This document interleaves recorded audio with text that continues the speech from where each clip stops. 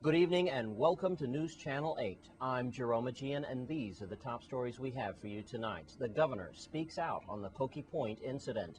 The VIPD opens a new crime lab at Mars Hill. And local summer basketball is in full swing in sports. Stay with us on News Channel 8.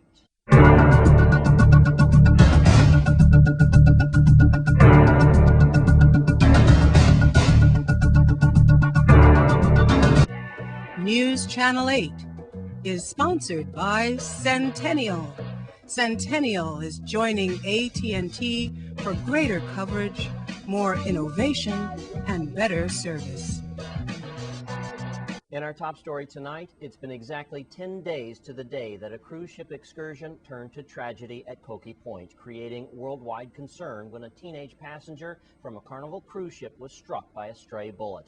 The teen died from her wounds, and since then, authorities on St. Thomas and the governor have begun what the BBC has labeled a damage control campaign.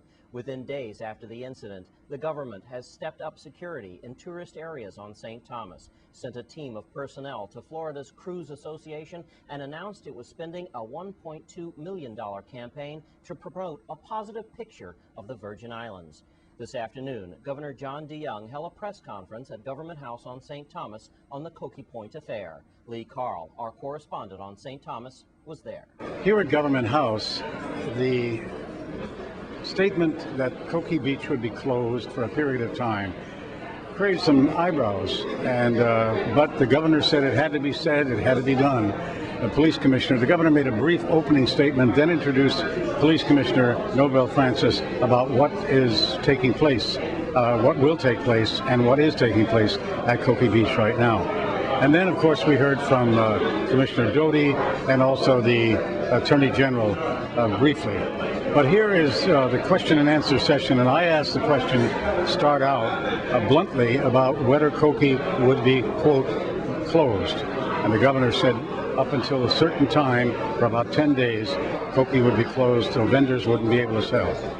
Here is the question and answer session. In order to do all of this activity that you're talking about, increased surveillance and changes in routes, are you possibly closing Cokie down for a period of time? I'd like to get a straight up answer on that as to whether Cokie is closing for a period of time while you do all these things. Well, what we're doing is that we're asking that as of August 2nd, that the vendors that have government permits to use land for a 10-day period will not do business in that particular area. Coralwell has also worked with us and said that come August 2nd, they will also close so we can do the heavy construction that is necessary.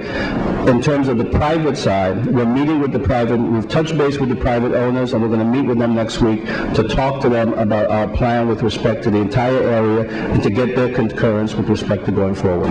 First, I would like to emphasize that the issues of crime and criminality in the territory is of paramount importance, and it is our mission to ensure the safety and security of these islands for everyone, residents and visitors alike.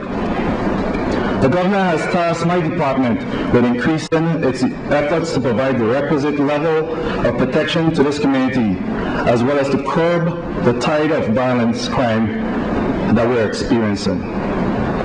Please be reassured that the Virgin Islands Police Department is committed to using every comprehensive measures available to address crime and restore order. Unfortunately, the police cannot predict, nor can we prevent all acts of violence. But what we can do, and what we pledge to continue to do, is to act swiftly to investigate, apprehend, and prosecute the perpetrators of crimes in our community.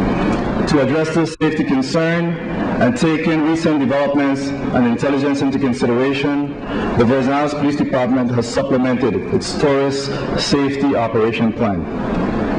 The main components of this plan include deployment of special operations team, enhanced police patrol, and targeted camera surveillance. Tourist attraction will see an increase in patrol activity to include foot, bike, scooter patrols throughout our towns and destination areas. And officers won't be just sitting in their vehicles, but rather be highly visible and available to both our tourists as well as the vendors and visitors to the area. All-terrain vehicles, ATVs, will be deployed to enhance our mobility and beach and secluded area patrols. The K9 unit will be utilized to supplement and target patrol activities. In St. Thomas at Government House, Lee Carl for News Channel 8. And in other news, the VIPD has announced the new opening of a forensic crime lab and evidence room on St. Croix. Like the crime labs on a CSI television show, this new initiative will allow the Virgin Islands Police Department to run swiftly and more efficiently in solving crimes on St. Croix and in the territory, and may help solve crimes that for years have gone unanswered. At the opening of the media conference yesterday, Governor John DeYoung, Commissioner Francis, Police Chief Benta, and Deputy Police Chief Howell made statements about the new wing of the police station at Mars Hill. Let's take a look. We have had a number of audits that have been conducted as a result of our property and evidence area, and the goal was to come in complete compliance with what's known as the International Association of Property and Evidence Standards and also OSHA standards. And the construction, when it completed, will be in full compliance. We actually believe that this facility will probably be unmatched anywhere in the Caribbean. So we estimate we're about 80% completed in the area you're standing, and phase one is practically 100% completed. There's really very little to be done in there. Obviously, the forensic officers have a lot of work to do with moving evidence over the next several months, and also entering into the newly acquired evidence tracking software. This was as a result of an allotment of $1 million that was done for territory improvement of the evidence collection and storage, $500,000 for St. Croix and $500,000 for the St. Thomas and John district. So far in this area, we have spent almost $400,000 in getting this going, and I've been promised that we'll be coming in under budget on this particular area. St. Thomas also has similar equipment and similar build out that will be done, and they're still working and putting some of that together, and at a later date we'll be doing a rollout of the St. Thomas district. But I want to thank the governor, of course, in terms of the supplemental budget that was afforded the police department in getting this job accomplished. But also, I think it also helps to make the jobs easier for the forensic staff.